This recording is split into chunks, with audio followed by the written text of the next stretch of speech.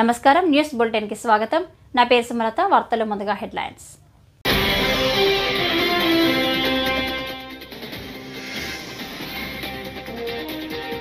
కులం మతం పేరుతో బీజేపీ రాజకీయాలు చేస్తుంది షర్మిల.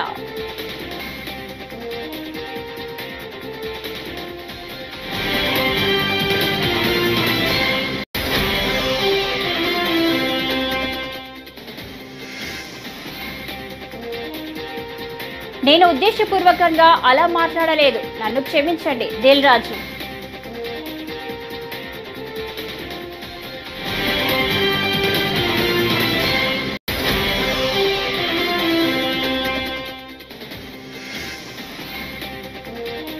తిరుపతి ఘటనలో 3 రోజులైనా బాధ్యులపై కేసులు లేవు. మాజీ మంత్రి ఆర్కే రోజా ఆగ్రహం.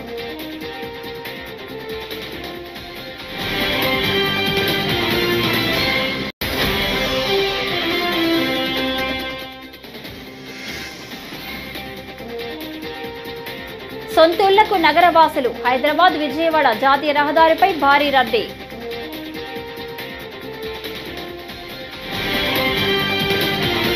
ఇక డీటెయిల్స్ చూస్తే, తిరుపతి తొక్కిసలాట జరిగి 3 రోజులైన బాధ్యులపై ఇప్పటి వరకు ఎటువంటి కేసు నమోదు చేయకపోవడం దారుణమని మాజీ మంత్రి వైఎస్ఆర్సీపీ అధికార ప్రతినిధి ఆర్కే రోజా ఆక్షేపించారు. ఇటువంటి దుర్ఘటన జరిగినా ఇంకా కూటమి ప్రభుత్వంలోని సీఎం, డిప్యూటీ సీఎంలకు బుద్ధి రాలేదని మండిపడ్డారు. న్యాయస్థానాలు ఈ ఘటనను సుమోటోగా స్వీకరించి బాధ్యులపై వారిపై చర్యలు తీసుకోవాలని విజ్ఞప్తి చేశారు. నగరి క్యాంపు కార్యాలయంలో మాజీ మంత్రి పార్టీ అధికార ప్రతినిధి ఆర్కే రోజా శనివారం మీడియాతో మాట్లాడారు.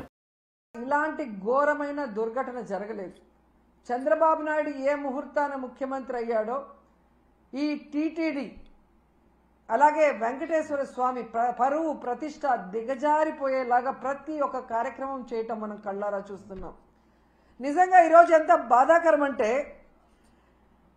ఈ చంద్రబాబు నాయుడు తన మనుషుల్ని టీటీడీలోను తిరుపతిలో పెట్టుకొని ఈరోజు 6 మందిని బలి తీసుకుంటే ఇంతవరకు ఒక్కరి మీద కూడా కేసు పెట్టలేదు. వాళ్ళని కాపాడాలన్న ప్రయత్నం చేస్తున్నాడు అంటే ఈయనకి హిందువులంటే గౌరవం లేదా? ఈయనకి భక్తులంటే గౌరవం లేదా? వాళ్ళ ప్రాణాలకి విలువ లేదా? ఎంత సిగ్గుచేటో ఒకసారి మీరు ఆలోచించండి. ఈరోజు చంద్రబాబు నాయుడు తనకి రోజు భజన చేసే నాయుడు గారినేమో టీటీడీ చైర్మన్ చేసుకున్నాడు. తన గత ఓఎస్డి వెంకయ్య చౌదరినేమో అడిషనల్ ఈఓగా పెట్టాడు. మళ్ళీ జేఈఓగా కూడా పోస్ట్ ఇచ్చాడు. జేఈఓ అనేది ఒక సీనియరు అనుభవం ఉన్న వ్యక్తికి ఇవ్వాల్సిన పోస్టుని ఏ అనుభవం లేనివాడు, భక్తి లేనివాడు, భక్తుల మీద ప్రేమ అభిమానం లేని వాడికి ఇచ్చాడు అంటే దానికి కారణం వెంకయ్య చౌదరి అవటమేనా అని నేను అడుగుతున్నా. ఇక ఎస్పీగా సుబ్బారాయుడు గారు తన దగ్గర సెక్యూరిటీ ఆఫీసర్గా పనిచేసిన వాడిని తిరుపతి తీసుకొచ్చి ఎస్పీగా పెట్టాడు. ఇలా నీకు సేవ చేసే వాళ్ళని పెట్టుకొని భక్తులకి సేవ చేయాలన్న ఆలోచన వాళ్ళకి లేకుండా చేసి ఈరోజు 6 మంది చనిపోవటానికి, 60 మంది గాయపడటానికి కారణమైన వాళ్ళని ఇంతవరకు కేసు పెట్టకుండా కాపాడాలన్న ప్రయత్నం చేస్తుంటే చంద్రబాబు నాయుడిని ఏమనాలో ఒకసారి మీ అందరూ కూడా ఆలోచించుకోవాలి. ఎందుకంటే దీంట్లో వీళ్ళందరితో పాటు మొదటి ముద్దాయిగా చంద్రబాబు నాయుడు గారిని పెట్టాలి. ఎందుకంటే ఒక పక్క మోడీ గారి మీటింగ్ జరుగుతుంది, దానికి ఉన్న పోలీసులంతా అటుపోయారు. ఇక చిత్తూరు, తిరుపతి జిల్లా పోలీసులనైనా ఈ టోకన్ల దగ్గర పెట్టి తెలంగాణ ప్రజలకు నిర్మాత దిల్ రాజు క్షమాపణలు చెప్పారు. సంక్రాంతికి వస్తున్న ట్రైలర్ లాంచ్ ఈవెంట్లో ఆయన చేసిన వ్యాఖ్యలు వైరల్ గా మారిన నేపథ్యంలో తాజాగా క్లారిటీ ఇచ్చారు. రాష్ట్ర ప్రజలకు క్షమాపణలు చెప్పారు. అందరికీ నమస్కారం. మన మధ్య నిజామాబాద్లో మేము సంక్రాంతికి వస్తున్నాం ఈవెంట్ చేయడం జరిగింది. అది నిజామాబాద్ పట్టణంలో ఫస్ట్ టైం. ఇంతకుముందు ఎప్పుడు మన దగ్గర సినిమా ఈవెంట్స్ పెద్దగా జరగవు. అప్పుడు ఒకసారి ఫిదా సక్సెస్ మీట్ ఒకటిసారి పెట్టాము, మళ్ళీ సంక్రాంతికి వస్తున్నాం చేసాం. అంటే ఆ నిజామాబాద్తో నాకున్న అనుబంధం అలాంటిది. నిజామాబాద్ జిల్లా వాసిగా అక్కడ ఈ సినిమా ఈవెంట్ చేయాలని చేయడం జరిగింది. పోతే ఆ ఈవెంట్లో నేను మన కల్చర్లో ఉండే మన దావత్ గురించి, మటను, తెలగలు గురించి సంబోధించాను. నేను ఆ మాటలలో తెలంగాణ వాళ్ళని నేను అవమానించానని, తెలంగాణ మీద హేళన చేశానని, కొంతమంది మిత్రులు కామెంట్స్ చేసి సోషల్ మీడియాలో పెట్టారని తెలిసింది. నా ఉద్దేశం అదే స్పీచ్లో లాస్ట్లో చెప్పడం జరిగింది. తెలంగాణ మన కల్చరు మన దావత్తు నేను మిస్ అవుతున్నాను. సంక్రాంతికి 2 సినిమాలు రిలీజ్ అయ్యాక మన తెలంగాణ కల్చర్ దావత్ని నాకు చేసుకోవాలని ఉందని. సో మన కల్చర్ని అభిమానిస్తాను నేను. అదే అర్థం చేసుకోకుండా దాన్ని కొందరు సోషల్ మీడియాలో రాద్ధాంతం చేస్తున్నారని తెలిసింది. నిజంగా మీరందరూ ఆ మాట వల్ల ఏదైనా హర్ట్ అయి ఉంటే నన్ను క్షమించండి. ఎందుకంటే నా ఉద్దేశం అది కాదు. ఎందుకు చెప్తున్నానంటే, నేను నిజామాబాద్ జిల్లా బాన్సువాడలో ఫిదా అనే సినిమా షూటింగ్ చేసి ప్రపంచవ్యాప్తంగా ఆ ఫిదా సినిమా ఎంత అప్లాజ్ వచ్చింది, భానుమతి క్యారెక్టర్కి, మన తెలంగాణలో ఉండే కల్చర్కి, ఆ సినిమా ఎంత ఒక ఫ్యామిలీ ఎమోషన్స్కి ఎంత విలువ ఇస్తామనేది చెప్పడం జరిగింది ఆ సినిమాలో. అది ప్రపంచవ్యాప్తంగా ఫిదా సినిమా ఎంత పెద్ద హిట్ అయిందో మీ అందరికీ తెలుసు. అలాగే బలగం అనే సినిమా తీసినప్పుడు తెలంగాణ సమాజం మొత్తం మమ్మల్ని అభినందించింది. తెలంగాణ ప్రజలందరూ ఆ సినిమాను ఆదరించి ఇది మా సినిమా అని గుండెలకు హత్తుకున్నారు. అన్ని రాజకీయ పార్టీలు ఆ సినిమాని అప్రిషియేట్ చేస్తూ మమ్మల్ని ప్రతి ఒక్క స్టేజ్ దగ్గర తీసుకెళ్ళి అభినందించారు, అన్ని రాజకీయ పార్టీలు. సో ఒక తెలంగాణ వాసిగా ఒక తెలంగాణని అభిమానించే నేను తెలంగాణని హేళన చేస్తానని ఎలా అనుకున్నారో నాకు తెలియదు. పోతే దాంట్లో ఏదైనా మీ కమ్యూనికేషన్లో తప్పుగా అర్థమైంటే నన్ను క్షమించండి. మీ మనోభావాలు ఆ కొందరు ఎవరైతే దెబ్బతిన్నాయని అనుకుంటున్నారో వాళ్ళందరికీ నా విజ్ఞప్తి, మీ మనోభావాలు దెబ్బతింటే నన్ను క్షమించండి. ఇప్పుడు నేను ఒక సినిమా ఇండస్ట్రీ ఫెటర్నీ నుంచి ఎఫ్డీసీ చైర్మన్గా అయ్యాను. సో మీ అందరికి తెలుసది. సో ఇటు సినిమా ఇండస్ట్రీకి అటు సంక్రాంతికి సొంతూళ్లకు వెళ్లే ప్రయాణికులతో హైదరాబాద్ విజయవాడ జాతీయ రహదారిపై శనివారం ఉదయం రద్దీ పెరిగింది. దీంతో అబ్దుల్లాపూర్ మెట్ నుంచి కొత్తగూడెం వరకు వాహనాలు నెమ్మదిగా కదులుతున్నాయి.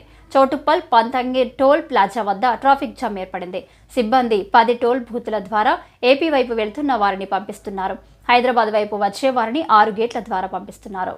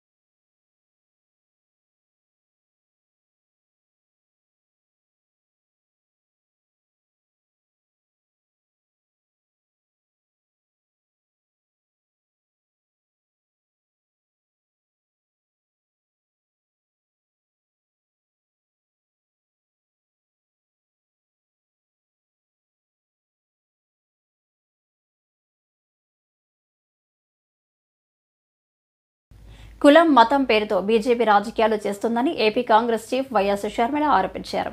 శనివారం ఏపీసీసీ ఆధ్వర్యంలో రౌండ్ టేబుల్ సమావేశం నిర్వహించారు. ఈ సందర్భంగా షర్మిల మాట్లాడుతూ దేశం మొత్తాన్ని కాషాయమయం చేసే కుట్రలు జరుగుతున్నాయన్నారు. కులం మతం పేరుతో బీజేపీ రాజకీయాలు చేస్తుంది. మహాత్మా గాంధీని బీజేపీ విలన్ గా చిత్రీకరించింది. అంబేద్కర్ పై అసత్య ప్రచారాలు చేస్తుంది. మహాత్ములను అవమానించిన బీజేపీ క్షమాపణ చెప్పాలి అని అన్నారు.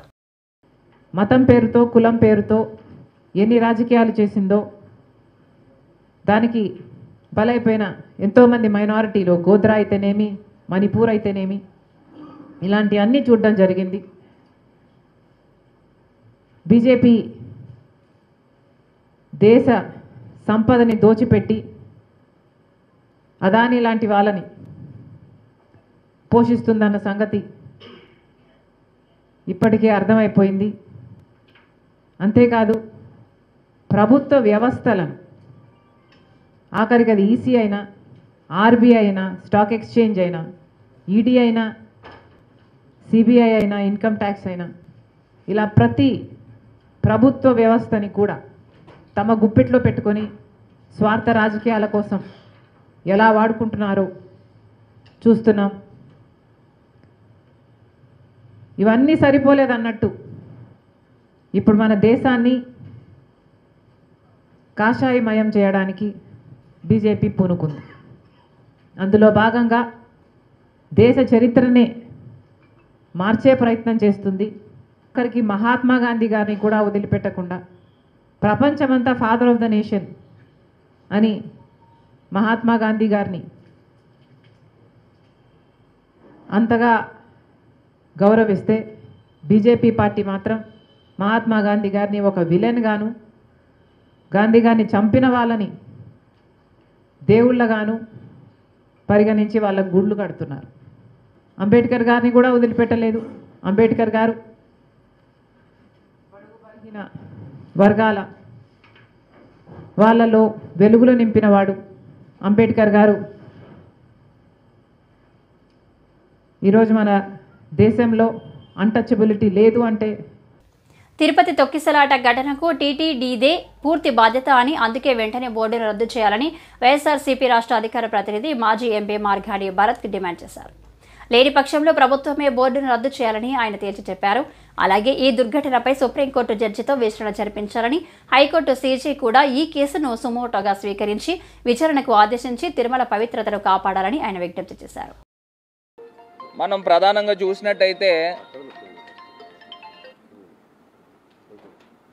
చూసినట్టయితే తిరుపతి పైన కాకుండా తిరుపతి కొండ కిందన వీళ్ళు ఏం చేశారనండి, 8 పాయింట్స్లో వైకుంఠ ఏకాదశి టోకెన్స్ వేస్తామని చెప్పేసి 3 ఏమో టీటీడీకి సంబంధించిన ప్రదేశాల్లో 3 ప్రదేశాలు, మిగతా 5 ప్రదేశాల్లో గవర్నమెంట్ స్కూల్స్ అనో మనం ఎలక్షన్స్ పోలింగ్ జరిగితే ఎలాగైతే నుంచోబెడతారో ఆ ప్రక్రియ ప్రకారం నుంచోబెట్టారు.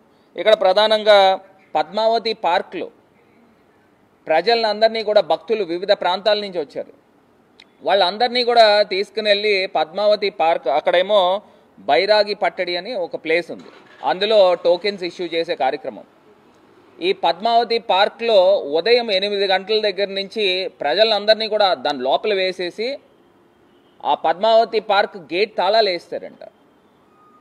ఎంత ఆశ్చర్యకరం అంటే, పోనీ తాళాలు వేసిన వాళ్ళు ఆ లోపల సౌకర్యాలు ఏమన్నా కల్పించారని అంటే అది లేదు. మంచినీళ్ళు లేవు, భోజనాలు లేవు, లేకపోతే చిన్నపిల్లలు ఉంటారు, వాళ్ళ పరిస్థితి ఏంటి? ఇది చలికాలము. ఆ చలికాలంలో వాళ్ళని పొద్దున్నుంచి రాత్రి దాకా పెట్టి ఆ మరుసటి రోజు ఉదయం తెల్లవారుజామున 5ంటికి టోకెన్లు జారీ చేసే కార్యక్రమం అంట. అసలు ఇది ఎక్కడ అన్యాయం అని అడుగుతా ఉన్నా. ఏదో సెల్లో వేసేస్తారు కదా, జంతువులను అన్నిటిని పట్టుకుని సెల్లో వేసేస్తారు కదా, ఆ రకంగా ఈ కుక్కలు రోడ్డు పైన తీసుకుని అన్నీ కూడా తీసుకెళ్ళి ఒక దాంట్లో వేసి తాళాలు వేసేస్తారు కదా, ఆ రకమైన పరిస్థితి కనబడుతూ ఉంది. అసలు నాకు ఒకటి అర్థం కాని అంశం ఏంటంటే, మరి చిన్నపిల్లలు ఉంటారు, మరి పండు ముసలివారు ఉంటారు, వీళ్ళందరి పరిస్థితి ఏంటండి? మీరా కాఫీలు కానీ లేకపోతే సంక్రాంతి సంబరాల పేరిట కోడి పందాలు, జంతు హింస జరగకుండా చూడాలని హైకోర్టు ఆదేశించింది. అయితే క్షేత్రస్థాయిలో పరిస్థితి భిన్నంగా ఉంది. పండుగకు 3 రోజులు ముందుగానే కోడి పందెంలు ప్రారంభమయ్యాయి. అమలాపురంలో కొందరు బహిరంగంగా టెంట్లు వేసి కోడి పందాలు నిర్వహిస్తున్నారు. మరికొన్ని చోట్లలో సీక్రెట్గా పందాలు నిర్వహిస్తున్నట్లు సమాచారం. ఈసారి భారీ మొత్తంలో డబ్బులు చేతులు మారే అవకాశం ఉంది.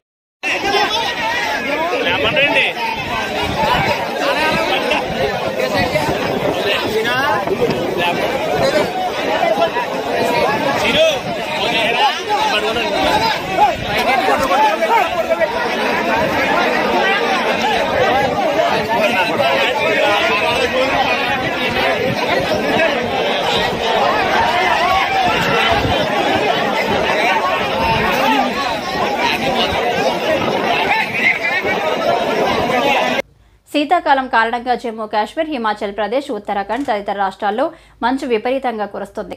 దీంతో జమ్మూ కాశ్మీర్లోని గుల్మార్గ్లో మంచు దుప్పటి కప్పేసింది. జోరుగా మంచు పడుతుండటంతో పరిసర ప్రాంతాలన్నీ ఆహ్లాదకరంగా కనిపిస్తున్నాయి. దాంతో ఇవాళ గుల్మార్గ్కు వెళ్లిన పర్యాటకులు తెగ ఎంజాయ్ చేస్తున్నారు. దీనికి సంబంధించిన వీడియో సోషల్ మీడియాలో వైరల్ అవుతుంది.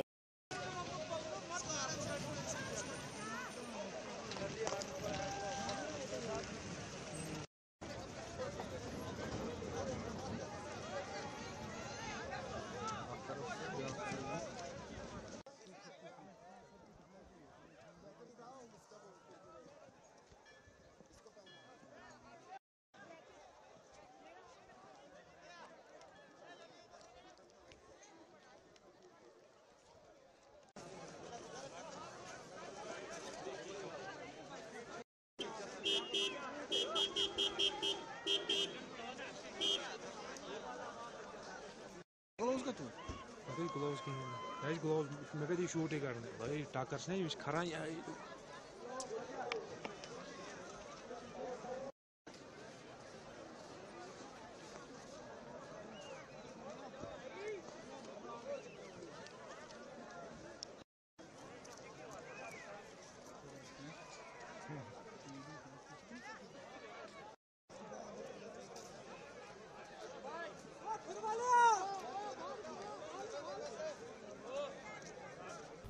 తిరుపతి తొక్కిసలాటలో గాయపడి ఆసుపత్రిలో చికిత్స పొందుతున్న వారిని మాజీ ముఖ్యమంత్రి వైఎస్ఆర్సీపీ అధ్యక్షులు వైఎస్ జగన్మోహన్ రెడ్డి పరామర్శించిన సందర్భంగా ఆయనపై మంత్రి ఆనం రామనారాయణ రెడ్డి అర్థం లేని ఆరోపణలు చేశారని వైఎస్ఆర్సీపీ తిరుపతి జిల్లా అధ్యక్షుడు టీటీడీ మాజీ చైర్మన్ భూమన కరుణాకర్ రెడ్డి మండిపడ్డారు.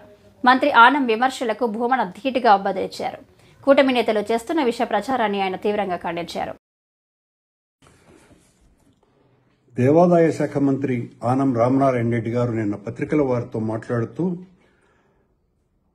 జగన్మోహన్ రెడ్డి గారు మొన్న తిరుపతిలో జరిగినటువంటి దుర్ఘటనలో క్షతగాత్రులైనటువంటి వాళ్లను పరామర్శించడానికి రావటానికి ముందే వైసీపీ నాయకులు ఆ క్షతగాత్రులకు 18 మందికి డబ్బులిచ్చి చంద్రబాబు గారికి వ్యతిరేకంగా తిట్టమని చెప్పారు అని చేసినటువంటి ఆరోపణ ఎంత దారుణంగా ఉందంటే, మీ నిర్వాకం వలన 6 మంది మరణానికి గురైతే దానికి నైతిక బాధ్యత వహించి రాజీనామా చేయవలసినటువంటి స్థానంలో ఉన్నటువంటి మీరు జగన్మోహన్ రెడ్డి గారి మీద ఈ రకమైనటువంటి ఆరోపణ చేయటం ఒక సీనియర్ రాజకీయ నాయకుడిగా మీ స్థాయిని ఎంతగా దిగజార్చిందంటే, రాజకీయంగా ఇంత హీనంగా కూడా మాట్లాడగలరు మీరు అని నిరూపితం చేసుకున్నారు. రామనారాయణ రెడ్డి గారు చనిపోయినటువంటి వాళ్ళ పట్ల సానుభూతి కూడా లేకుండా అంత తొక్కిసలాటలో మరణించినటువంటి వాళ్ళ బంధువులు, అలాగే వాళ్లల్లో కూడా క్షతగాత్రులు ఉన్నారు. మిగతా క్షతగాత్రులని ఎంత దారుణమైనటువంటి రీతిలో మీరు అవమానించారు. వాళ్ల మీద ఆరోపణ వేసి వాళ్ల మీద సానుభూతి చూపాల్సింది పోయి వాళ్లకు మీరు పరామర్శించి ఆర్థిక సహాయం చేయాల్సింది పోయి మేము డబ్బులు ఇచ్చి మిమ్మల్ని తిట్టించడానికి వాడుకున్నారు అని ఆరోపిస్తున్నారంటే, అంటే ఆ సంఘటన మీరు రాజకీయం చేస్తున్నారా, మేము రాజకీయం చేస్తున్నామా అన్నది దీన్ని బట్టి చాలా తేటతెల్లమైపోయింది. అంటే మీకు క్షతగాత్రుల మీద కూడా సదభిప్రాయం లేదు. చనిపోయినటువంటి వాళ్ల కుటుంబీకులు అందులో ఉన్నారు. వాళ్లను గురించి మీకున్నటువంటి అత్యంత నీచమైన అభిప్రాయం, వాళ్ళు డబ్బులు తీసుకొని చంద్రబాబును తిట్టినారు. ఇది మీ ఆరోపణ. ఇంతకంటే దారుణం మరొకటి ఉన్నదా? ఈ మొత్తం ఎపిసోడ్లో వైసీపీ నాయకులు లేకపోతే మేము కానీ ఎవరు కూడా మీ పాత్రకు సంబంధించి ఏమీ మాట్లాడలేదు కాబట్టి తద్వారా మీరు నా అస్తిత్వం ఎక్కడ తగ్గిపోతుందోనని ఈ రకమైనటువంటి ఆరోపణలకు దిగినారో లేదో దిగినారో. ఈ వార్తలు ఇంతటితో సమాప్తం. నమస్కారం.